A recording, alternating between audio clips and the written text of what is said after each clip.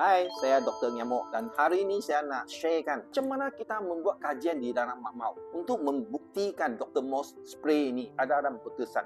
Di dalam makmau di USM ni, kita menggunakan orang sebagai human being di mana kita akan spraykan Dr. Moss ni di tangan. Kita menutupi tangan ini. Untuk setiap individu yang menyertai kajian kita ni, satu tangan akan dispray dengan Dr. Moss spray dan tangan yang lain tidak. Kedua-dua tangan ini akan dimasukkan ke dalam sangkar yang mempunyai nyamuk. Tapi nyamuk ini tidak ada penyakit kerana nyamuk-nyamuk yang kita gunakan, Aedes aegypti ini, dia adalah di culture dalam makmau dan dia adalah sangat bersih dan selamat untuk dibuat kajian. Dan kita meneliti berapa nyamuk yang akan menggigit individu di tangan yang tanpa semburan Dr. Moss spray dan tangan yang ada semburan Dr. Moss spray. Untuk perbandingan ni, setiap 1 jam, 2 jam, 3 jam, 4 jam lepas di-applykan Dr. Moss spray.